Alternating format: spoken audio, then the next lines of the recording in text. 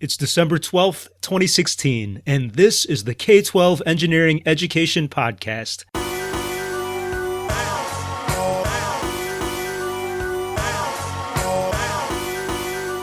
I'm your host, Pius Wong. In today's two-part episode, I talk with two nonprofits on a mission.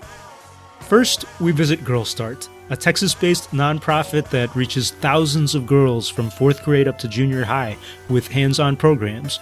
Second, we talk to the founders of Scientific Adventures for Girls, a newer nonprofit around Oakland, California that targets younger girls in early elementary. Both organizations are growing, and together they paint a picture of what's difficult and what works when trying to get young girls into engineering.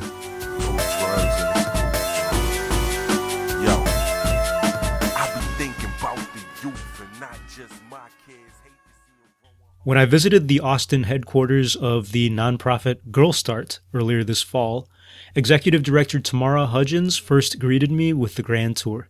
Staff members were busy talking and moving nearby, while Tamara told me about the wall of photos near the hall entrance. The photos showed off Girlstart's large and dedicated team of women across Texas and a few places outside Texas. She listed all the different colleges they're from. Either University of Houston or Rice or Lone Star, sorry, I have to think out loud, Lone Star Community College. When I started here in fall of 2009, we had this many. Are these volunteers? We called them interns. No, they get paid. Okay. They get paid, cool. And they get puppy time. One of the local staff members' dogs, Leo, was walking around the offices that day. Girlstart stretched across this whole long one-story building with multiple activity rooms, but it wasn't always this way. This used to be a nursing home. Girlstart itself started much smaller in 1997, logistically and physically, and 6 years ago they only had part of the building. We had this room and this room for camp and access to the kitchen, Yeah. And then the rest of it was a real challenge. There was mold and occasional flooding, and the lobby wasn't symmetrical. Wow. So after Tamara joined in 2009, bringing her previous nonprofit experience in the arts, Girlstart bought the rest of the building in 2010, renovated everything, and doubled their space. And today, the staff used that space to prep for the week's hands-on after-school projects. Girls would be coming in later to do things like design and test artificial ears out of disposable cups, suture wounded stuffed animals, build a protective package for a potato chip dropped from on high, and program underwater robots to swim. Girlstart had all the equipment, computers, and wonderful stuff to show for it. Correct. Everything can be science here, and that's awesome. One thing that we want to encourage girls to think about is that science is everywhere. So, Sure, it's Play-Doh, but it's also an opportunity to create a soft circuit. Tamara observed how high-tech is so often paired with low-tech in science and engineering, like how their programmable mill still needs a shop vacuum to clean up all the dust, or how their additive 3D printer needs basic painter's tape to make sure the objects are built properly. The kids pick up on that. Then, around the corner from the prototyping room, Tamara name-dropped more tech the girls use. Yeah, we have Legos, we have the We-Dos, we have the Mindstorms, we have the newer EV3s, but we've also got other robots we've got some new cute robots. I actually don't know where they are, and it's probably good that I don't because I'd take them all home. They're called Ozobots. She explained how they're brand agnostic when it comes to tech, so they can give girls more learning options. When girls come to summer camp, one thing that they absolutely do is something related to computer programming. And chances are it's building a fully playable video game, but we also do a lot of programming using App Inventor or Blockly or other types of programming environments. There's this thing called Decano, which is a Raspberry Pi-based computer. Near the end of the hall, we came to a smaller meeting room with a window. Through the glass, you could see their second small building that they built in their backyard in 2013. It housed their mini planetarium and a studio space where girls could do messier projects. Tamara and I settled into the room to talk. Girlstart is science, technology, engineering, and math programs for girls. We are an organization that cares about providing year-round STEM experiences for girls. We want to be there for every girl, and the programs that we do are informal, but at the same time, they're rigorous STEM programs as well. And by informal, you just mean outside the classroom? By informal, we mean that there's an approach that's a little bit different than what takes place within the classroom. Within the classroom, for example, if you were a kind of traditional, say, chemistry teacher or what have you, you might have an experiment that you want your students to do, and you'll be standing up in the front of the classroom and you'll say, okay, everybody follow this recipe, and if you get it right, it will look like what's behind my card, which I'm not yet going to show you. Informal science is more about asking a question and seeing if you can find solutions or answers to that question. What we want girls to do is to master the scientific method and or the engineering design process. And so what we do is we ask questions like, hey, if I gave you this potato chip and I gave you 2 plastic cups, some duct tape, some cotton balls, and some other stuff, could you make a capsule to keep that potato chip from breaking if you dropped it from 3 feet off the ground, 4 feet off the ground, 5 feet off the ground? We believe that the basis of informal science is fun and it's exciting, and it doesn't just ask, but it really requires all the participants to be doing hands-on activities. And at the end of it, everybody's solution is completely different. So you're not going to get 15 of the same responses. And that's one thing that's really exciting about informal science. What are some of those programs then? I know that all of them have this hands-on aspect in common, but what are some of the things you do? So in the course of a year, our 2 main programs are Girlstart After School, which is in the fall and in the spring, and then in the summer we have Girlstart Summer Camp. And Girlstart After School is the largest after-school program like this in the nation, meaning it's reaching a lot more girls than even the closest near peer. It's also, unlike many other after-school programs, not just a jumble of stuff that you do after school just to keep yourself busy. It's a sequential set of curriculum pieces that then line up to the Texas Essential Knowledge and Skills and or Next Generation Science Standards. Because even though one of our goals is to keep girls excited about science and math, we also want them to do better, frankly, on their science and math tests and their grades. And some of my colleagues would get a little bit itchy hearing that we want them to do that. But we do, because the fact is that 75% of the participants in Girl Start After School are high-need girls. So if after participating in Girl Start, because of their high performance on test scores, they're then recommended for pre-AP coursework, they're on the path to being STEM ready. That sounds awesome. So why would someone get itchy about that? Well, informal education doesn't always like to be measured because it's supposed to be fun and it's not supposed to be, intimidating. It's not supposed to have that aspect to it. It just so happens that Girl Start programs are both fun and they produce results. That's the goal. Which is amazing. Yeah, and that's why the work that is done here is so special. We find that there are plenty of people who are doing fun science activities, and we find that there are some that are producing results, but there are very few that meet that in the middle so consistently over time. And again, especially because most of the girls that we reach are in Title I schools and they're high need, 35% of them don't speak English at home, and of those, limited English proficient students, they're speaking 20 different languages. This is a highly diverse and underserved group in STEM, not to mention, of course, the fact that 100% of girls are underserved in STEM already. Tamara then gave me some metrics of their girls' success, and there are a lot. Girlstart had an evaluator look at the 2015-16 cohort of Girlstart's after-school program across multiple school districts. 82% of participants could identify the steps in the engineering design process afterward, for example, and 92% reported enjoying building things to solve problems. In Texas state standardized tests for math and science, Girlstart's girls also scored better than non-participating girls with similar racial and socioeconomic backgrounds. They were 10 to 20% more likely to take advanced math and science classes in 6th and 7th grades.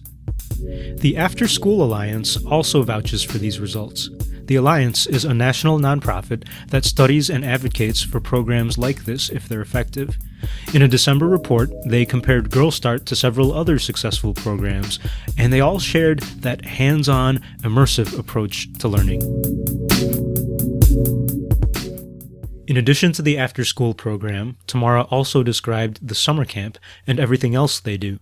So then I'm supposed to talk about summer camp. So summer camp is here at Girlstart in Austin or in locations to go. And they are week-long experiences wrapped around a particular theme, whether it be under the sea or circus. It's roughly designed to kind of engage a girl's interest and then pull her in. And so we wrap STEM activities throughout each of these camps. We design and develop our own curriculum. Every year, all the curriculum is different because girls come to us year over year over year, and they don't want to do the same thing. And so those are our two core programs. We have, in addition to that, a Girls in STEM conference every spring, and that brings women who work in STEM together with girls, and they have hands-on activities, which is great. But it is just one day. And then we also do a fair stripe of what we call community STEM programming, either through Starry Nights here at our mini planetarium in Austin, or by taking STEM activities to a school or to a community location or to a museum or to a public library. We're able to do 80 or 90 of these events every year, reaching thousands and thousands of people, which is great, because then they get to learn about Girlstart. Oh, by the way, maybe we're at a school near you, which is great. And these are one-off events? They're one-off events, and they're also free. The vast majority of the programming that we do is free. In fact, more than 97% of the people that participate in our programs do so at no cost. So what do they have to pay for? When girls come to summer camp here in Austin, there is a fee. It's not the total cost of what it costs us to do it, but there is a fee, and it's really competitive with other summer camps around. Okay. All of our summer camps to go, however, whether it be in Hayes County or in Elgin, by that I mean Chicagoland, or in Sunnyvale, California, or Bellevue, those are done at no cost to participants. So we raise the money for that. I asked how Girlstart grew to do all this since 1997. There have been a dedicated group of people around Girlstart to kind of get it going. And we're one of the youngest organizations I know that is lucky to have its own building. So they did an amazing amount of work trying to help us get our building here in Austin, in the near north side, I guess. And in the early 2000s, we got a couple of large National Science Foundation grants to help us really prove kind of the test of concept of what Girlstart was like, what are the basic tenets of our programs, what are the things that we believe, we want to be there for every girl, we want to meet girls where they are, we want to do informal science that's hands-on and engaging, and we want to lead them through every activity to connect with a career. So, that was done in response to the fact that it was kind of generally known that there aren't enough women who work in STEM. Okay, so how can we do something to improve that? And by working on the pipeline, Girlstart believes that it can inform that number of STEM workers, and particularly a diverse group of STEM workers. So we've been working really hard on that. And since 2009, I got here in the fall of 2009, and we had 4 after-school programs at that point, and 8 summer camp programs at that point. And we had the opportunity to say, okay, let's take a minute and go, what do we want to do a whole lot more of? What are we going to let go of? What's kind of working? What are we going to really, where do we think we can go? And even as early as those days, our colleagues were like, we want to see summer camp grow. We want to make it huge. We want to make it national.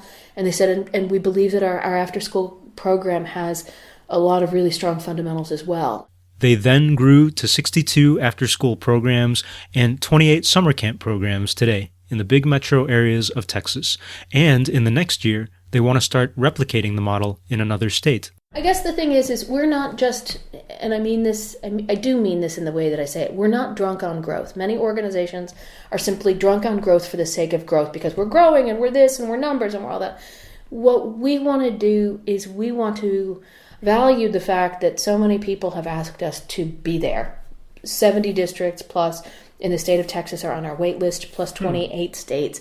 That's a big responsibility. Sure. And for us, we take that responsibility pretty seriously. We don't like saying no to people when they say, can you bring Girlstart to us? And so what we're trying to do is we're trying to balance the demand with our ability to serve. Tamara said how each office in another city replicates the Austin model, but is not a franchise. Girlstart tightly monitors outcomes from every site monthly as they've grown. She likened it to measuring KPIs or key performance indicators in the corporate world. They're the same outcomes in the research reports mentioned earlier, and more. And then we ask questions related to, hey, you want to go to college? half roughly of our after-school girls would be first-generation college aspirants. So that's a meaningful question. And that's why when we put our STEM crew, who are our dear college students who lead our programs, in front of those girls in a non-traditional way, in a Girlstart t-shirt, those girls look up to those STEM crew members and they say, oh my gosh, she's like a big sister, I could be her. And that's exactly what you want, because then they say, well, if she can go to college, I can go to college, right? So we want those aspirations for college. Collecting and using good data might not be easy. How can nonprofits do this? It is hard, especially if you're in the nonprofit world and you're not making any money. You're doing this because your heart's on the table. It is hard to have your performance be perceived as being tied to what these survey scores are going to be. And, because we hire a lot of teachers, people who are certified teachers, they get itchy when it comes to that. They get really nervous and they feel like their feet are being held to the fire. Yeah, because they already are seeing that. And they see that in the mindset. And it's like, no, come on, calm down, everybody. I want you to see that data is good. And we have a growth mindset here at Girlstart, and we believe that data shows us more information. But we do know that it is a journey to get there. So you guys started small as well in 97, and yeah. I'm sure that you faced a lot of those struggles. Did you already start measuring all those outcomes even back then, before the NSF grant and all that? No. Okay, and that's where a lot of nonprofits are. Correct. Okay. And NSF for us was almost too much evaluation. I mean, really? It was very intensive and it was very expensive. At that same time, it taught us, hey, you need to get some processes as part of your day-to-day existence. And once you incorporate those as part of your daily routine or quarterly routine or whatever, it's not a big deal. So it doesn't have to be expensive. We use free tools now. Free tools exist. I think one of the challenges is, we have invested in working with evaluators that help us ask good questions. And that is also kind of part of our intellectual property.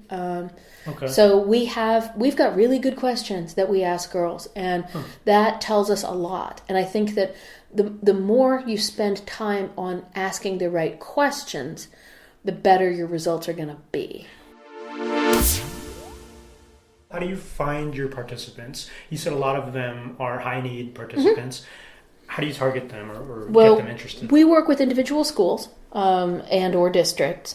And the schools, in exchange for a free weekly after-school program that comes completely turnkey, we engage a local community member, whether it be a counselor or a librarian or a science teacher or what have you, and they serve as a coordinator for us, and we pay them an honorarium each semester for their time. And it's their job to recruit girls, because they know the girls at their school best. They know which girls would be in the middle. We're not a remedial program, and we are not a program for geeks. Don't say geeks around us. We're for every girl.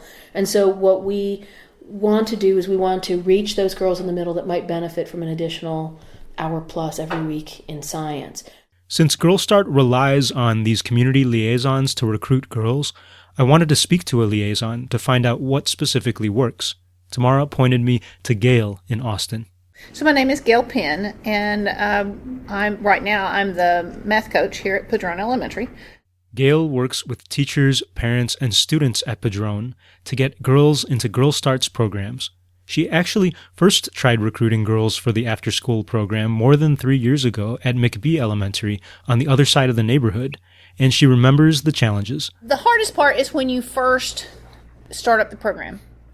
Convincing the girls who don't know anything about the program and what's going to happen that it's a safe thing to do and a fun thing to do. After you build a reputation, like I have kids that every year that they ask me about it now. When are you going to pass out Girlstart applications, that kind of thing. Because they all know somebody who did it. When they're in third grade and they know they can't do it in third grade and they want to do it in fourth grade, if you can pull some girls in and give them a really great experience, then it just kind of builds on itself. On top of getting kids interested, Gail also had to work to get teachers on board, too. She said how she had to show teachers that the after-school program was effective and not a huge time sink either. Girlstart sends out their curriculum every week, and so I can actually show the teachers, this is what the girls are talking about this week, and how that supplements what they're doing in the classroom. The only thing that they really have to worry about is getting applications back to me. And after that, it just runs, And it never hurts to give people chocolate, too. I mean... Fortunately, Girlstart aims to make it easier for teachers to get involved. Gail liked how the college students who are Girlstart's teachers also basically serve as logistical managers, handling all the materials needed for lessons, organizing the spreadsheet of student attendance, contacting parents. You don't think about all the things that are involved with keeping people after school to do something. Gail loves all the outcomes data that Girlstart provides. But just as importantly for her, she believes that they create a safe space for girls to explore these fields. I do understand that a lot of times, especially men, don't realize that there is any kind of difference between how men and women are treated in the math and science areas. But there is. To build with our girls a culture of it being all right to be smart, to be mathematically inclined, then I felt like my time was well spent, regardless of what it did to their scores. I feel like if we can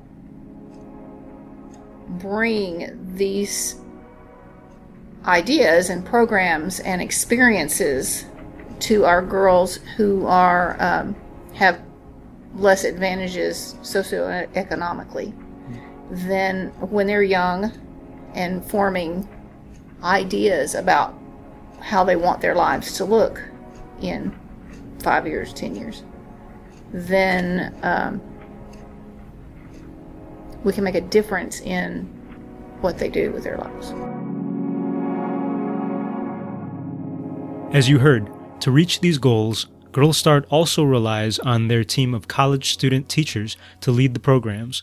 Tamara explained more of that side of the formula. Well, at the same time, when you mention challenges, I would say that we spend a lot of time coaching college students on that was one of the just questions. Things like time management, and being responsible. Show up when you say you're going to show up, because there are 25 girls waiting in this school for you. If you don't show up, you're going to let them down. So how do you find those college students? We work with institutions of higher education. We work a lot with UT and UTeach and with the UTeach replication sites across Texas. Okay. UT is the University of Texas, and UTeach is a teacher preparation program there and at other universities. Tamara explained how the educational philosophy of Girlstart matches that of UTeach, basically motivating a lot of the hands-on and inquiry-based projects that the girls do there. My program team is very selective about the college students that they will hire. And when they do hire that particular college student, they work with that college student very specifically to make sure that she's a good fit. What do you think the next big challenge is in what you all do? National. We're going national. Okay. It's not a question of if, it's a question of when. When and how. And we know the how because we put together the replication framework, which has really guided our growth and will continue to guide our growth, and also the tools to monitor how we're doing with this growth. I think that the big scary question is, okay, what's it going to look like when Girlstart is national to some degree? Summer camp is one thing, but I mean full year-round STEM education for girls. Is it the Silicon Valley area, Sunnyvale? Is it Boston? Is it other places?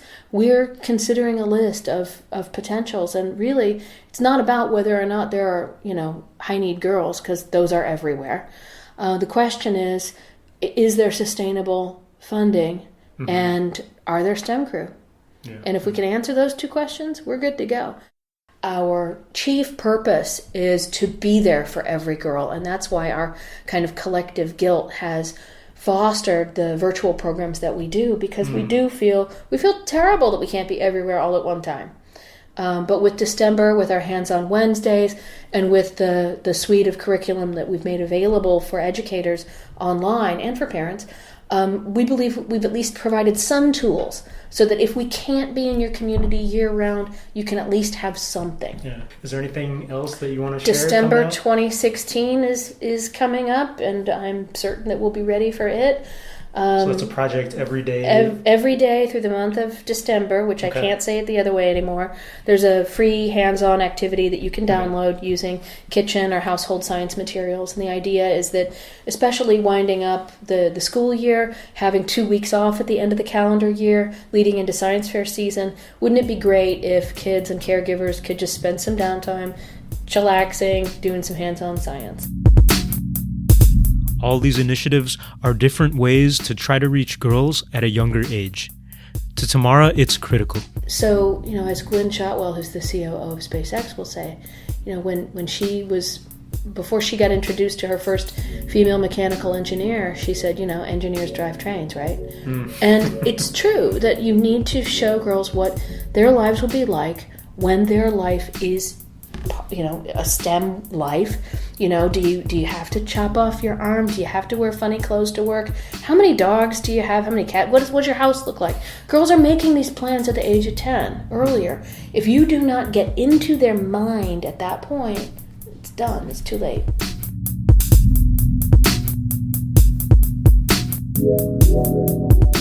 For more information on Girlstart, the report from the After School Alliance, or other resources mentioned here, you can find links in the show notes or at k12engineering.net.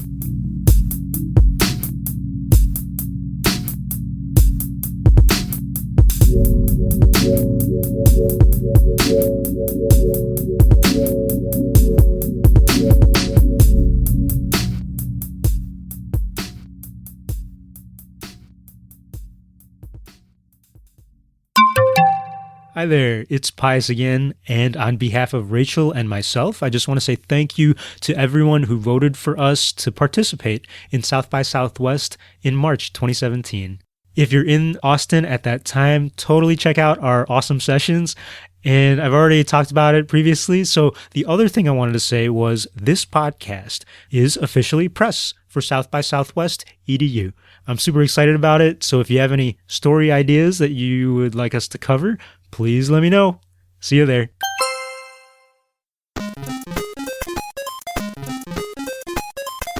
Scientific Adventures for Girls is a nonprofit in Oakland, California that aims to engage girls in the early elementary years in STEM fields.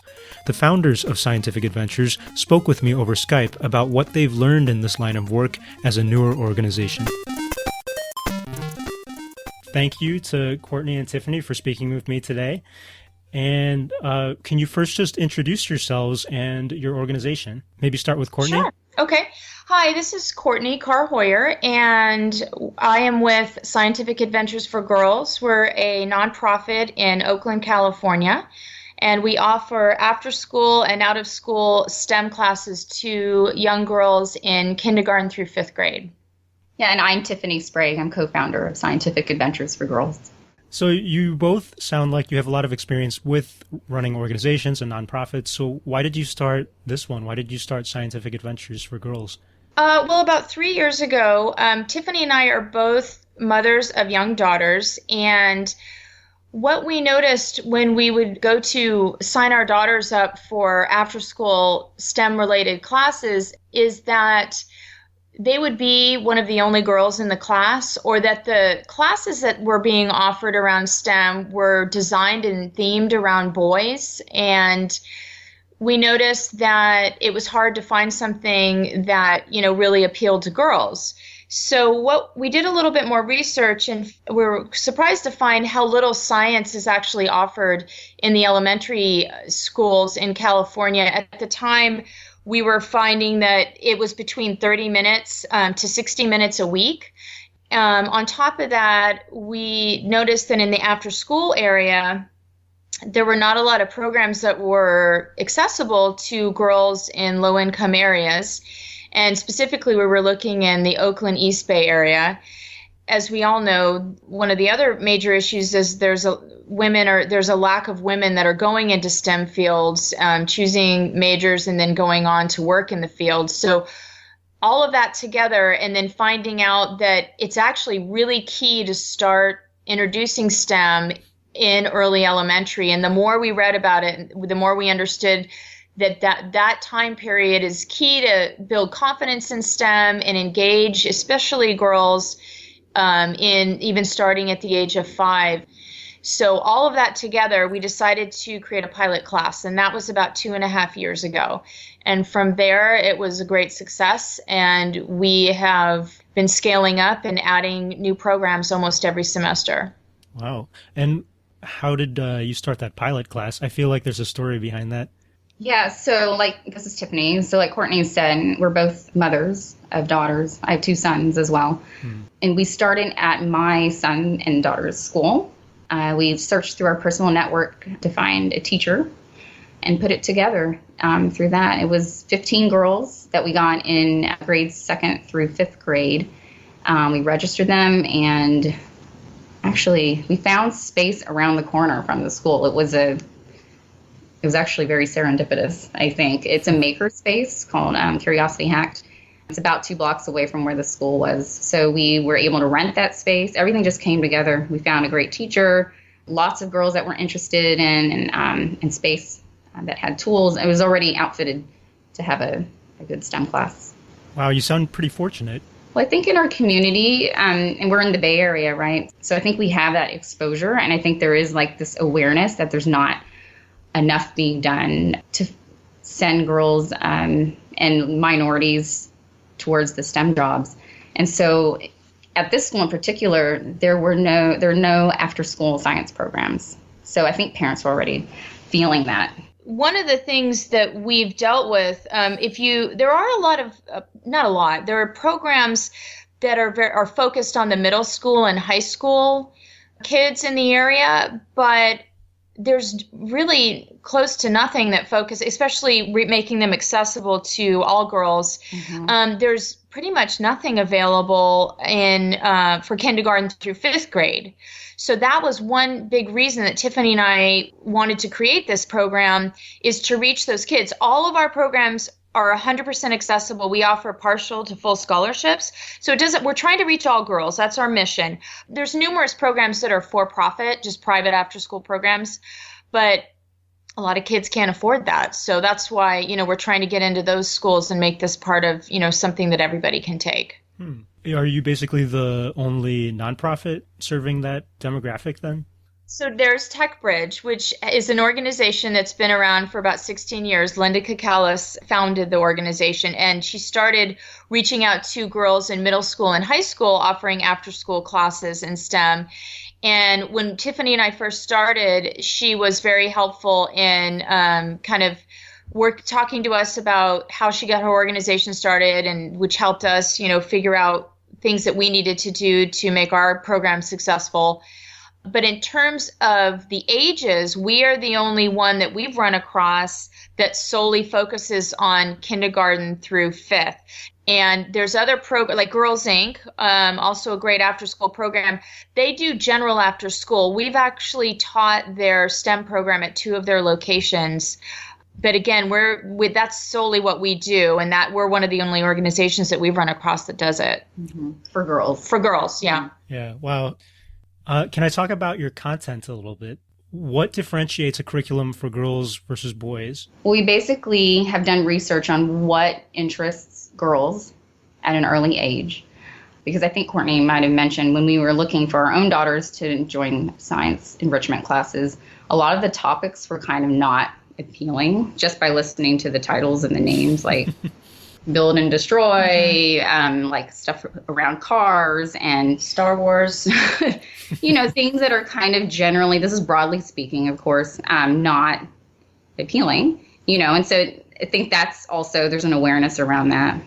So we wanted to make our content appealing, in a marketing flyer, like if a parent of a daughter read the flyer together, what would get them excited? The advantage of being small is that we can kind of do a little bit of background and maybe customize to what our the girls that are enrolled in our programs like. But largely we saw that they were interested in animals or interested in being messy. drawing, like incorporating the art, the STEAM component. So we made our titles especially appealing to girls. So like we had a a program called on biomimicry. Mm-hmm. So we knew that girls in these classes were interested in animals. So learn about animals and learn how we can learn engineering from animals. So that whole curriculum was designed around, the detention getter was the animals, but then we kind of like snuck in engineering, if you will. Why are beavers like engineers?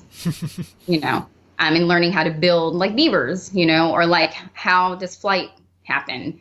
And we look at birds, and so they built bird wings and tested them. So and a lot of our girls love to get their hands on things. So all of our projects are hands-on, squishy circuits. So they make their own Play-Doh, make their own conductive and insulative dough. They get to color it whatever color they want it to be. They pick the colors of their LEDs. And we also know that girls like to help people. And so we try to make our projects very with a social context, like how can engineering help the world? So we just finished the East Bay Mini Maker Fair in Oakland. And our booth was Design a Tool for Good. And so it was a model human chest cavity with tumors in it, which were candy bars. And so we're like, you can be either a biomedical engineer or a doctor and design a tool to help extract the candy bars or the tumors without breaking a blood vessel. So we had cups of red water, and if they spilled it, then that would mean that they broke the blood vessel. That's really neat. I haven't heard of an activity like that before. Yeah. So, give it a social context. Like, why is engineering helpful and important? Yeah. So it also sounds like you have a great team to help you create this content, including teachers. How did you get them, and what other successes have you had in scientific adventures? Well, in terms of our teachers, we've been pretty lucky. So we started out a couple of years ago, finding women who, two ways, women who their career was in STEM, and they were now parents themselves, and they were now wanted to kind of pass on their passion for STEM through teaching. And then we've reached out to people who are teachers, during the school day, and bring that background into teaching STEM. And we've been really happy with our teachers, and because they are the program, mm-hmm. and that's what's going to make these girls walk away with a really positive attitude about STEM. And we hope to continue that and be confident about STEM as they move forward. And it's because of these teachers. And we hear so many stories about women who are older, and they talk about why they got into STEM, and it's because of a teacher most of the time, or a mentor. And a lot of these girls have no mentors that are in the STEM field, so this is an opportunity for them to be exposed to this. We also one thing that we do, similar to TechBridge, is we bring in role models to every session and introduce the girls to, that's another way that we incorporate engineering. We bring a lot of engineering role models and female role models to talk about their jobs, what they do, why they chose the field, and then do a project with the girls, which is highly successful. And it gives the girls the opportunity to kind of see themselves in a role like that. As we know, a lot of research shows that a lot of women don't go into these fields because they don't see themselves as a STEM professional. So we're trying to change that. Even a big part of it is our teachers. They become the STEM role model for these girls. Mm-hmm. And we hear that all the time. And we do pre and post surveys, and we see that a lot in our surveys at the end. Do you have any STEM role models? And they'll list out the assistants or the head teachers that we have in the classes. Right. You described several successes already in your program, and the content sounds really relevant for what engineering students in middle school and high school and college eventually do. What about some of the challenges that you have faced as an organization? Do you have any challenges that you can discuss? I mean, I think all nonprofits maybe not all, but a lot of nonprofits face fundraising challenges. We're finding that there is quite a bit of demand for our program, and it's just kind of trying to find more resources to expand. I think that's been probably our biggest challenge. We just started nearly 3 years. Probably in February will be 3 years. And I feel like on such a lean budget and through our really just starting with our own personal networking and network and fundraising and such, to be able to reach 600 kids, I think is a great success, but a challenge is trying to expand even more. And that is part of our long-term strategy, is to make it accessible in the East Bay.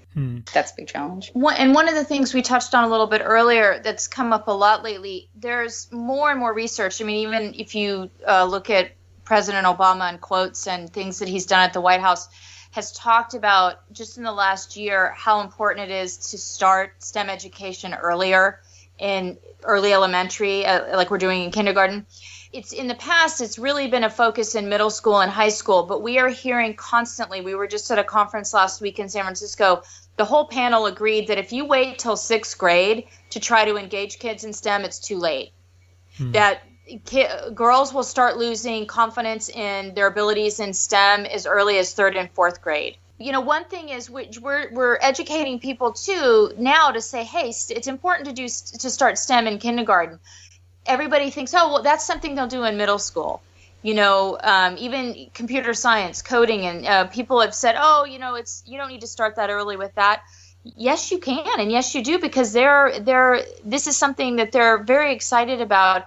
And if you get them excited about it early on, they're more likely to hang on to that through the difficult times of, you know, middle school and high school and college, of, you know, going into these careers. It's just normalizing it early on. Right. That science and math is not something that you just are. It's something that's learned, and it's something that's important. And I think beyond, I mean, just developmentally, that's how kids, like, if you start off early on. So that is a big challenge, I think, for us, convincing donors that to invest in early STEM education is really the way to go. Yeah. What strategies do you use? I know that in the beginning you said that you reached out to your personal network, but if you're talking to people who don't know you, how can you convince them that it's worthwhile to educate these girls in this way? It's still networking. So there's a lot of firms in the Bay Area. We've started by reaching out to local firms that are either headquartered or right around the areas where most of our classes are being held, and that's been somewhat successful. So we're starting small and asking for small grants to support local programs. And it, again, though, it's trying to get an in into the company, either going and talking to them, having some kind of conversation about who we are and what we do, inviting role models from the firm to come into our classes so they can see firsthand what we do has been helpful. Trying to make them clearly understand, you know, how this is going to benefit their community. And it's pretty easy to do that, because I think it's pretty straightforward, especially being in Silicon Valley. And this is the area where it's, you know, we're going to need so many more young people going into these fields in the next 5, 10, 20 years, that this is only going to benefit them. Right. Yeah, that's an interesting way to put it, because in some conversations, I've heard that it might be challenging to convince people to donate just because the payoff might be in 15 years and not like in the next investment cycle or whatever it is. Does that matter to the companies in Silicon Valley? Well, I mean, there are companies out there who's made their short-term mission to get more women interested and to hire more women. You know, and I think companies like Intel and Google may, you know, have publicly made that, or saying we're making an effort to hire more women. But they do seem to be focusing on high school. We've noticed when we've talked to those companies, they're still trying to get, that's their focus, is middle school and high school. I think what's worked, I think, is a good strategy, is finding women in these companies who completely understand that you should start early. And so they, in turn, become our champions and get us in and get us to meeting to the right people. And once they come into our class, too, and observe and see, like, what good we're doing, that's also very convincing. You know, we can spout off research and statistics, but when inviting the role models for classes has been, I think, pretty successful. Do you have any other news that you'd like to share? I know you already spoke about a lot of the things that you're going to be doing. So one of the things that we're really trying to do, besides engaging the girls in STEM, is also engaging their families, their caregivers in the process. And there's a couple of ways that we do that. In all of our after-school classes, right after the class, the teacher will send an email to the parents when possible, letting them know what they did in class, sending them pictures, talking about the project and discussion questions that they can talk about at home. Now at our drop-in library programs that we're doing in Oakland at 81st and Eastmont, it's a drop-in program, so the kids come in, but we also invite the parents to come and sit down and actually do the project with their children. This is an area that we really think is important, and it's going to actually benefit everybody in the long term if we have the families engaged as well. The other thing that just as our organization is growing, so one area that we really try to focus on is finding people to collaborate with. We don't want to reinvent the wheel. I mean, I think it's a natural thing to start working with other organizations so that as we build this pipeline out starting at the age of 5, that they're going to have other programs to go to that's going to take them all the way through high school and even college. And, we've served almost 600 kids in the last 2.5 years. And doing that, it's also by being efficient in what we're doing and collaborating with others so that we can get the most out of our program for the girls. Well, Courtenay and Tiffany, thank you so much for speaking with me. It was really great to hear about what you do. Thank you so much for having us. Thank you, Pius. You can find links to the Scientific Adventures for Girls website in the show notes. And the website has contact information for Courtenay and Tiffany. A big thank you to everyone in today's stories, including Tamara Hudgins of Girlstart and Gail Penn of Padron Elementary in Austin, Texas, and Courtenay Carr-Heuer and Tiffany Sprague of Scientific Adventures for Girls in Oakland, California. Please subscribe to the show and leave reviews on iTunes, SoundCloud, or Stitcher, and send comments on Twitter, Reddit, or Facebook. You can find links at k12engineering.net. Our opening music comes from School Zone by the Honorable Sleaze. Our closing music is from Late for School by Bleeptor. Both are used under Creative Commons Attribution licenses. The K-12 Engineering Education Podcast is a production of Pios Labs. I am pleased to have you as a listener and hope you tune in again.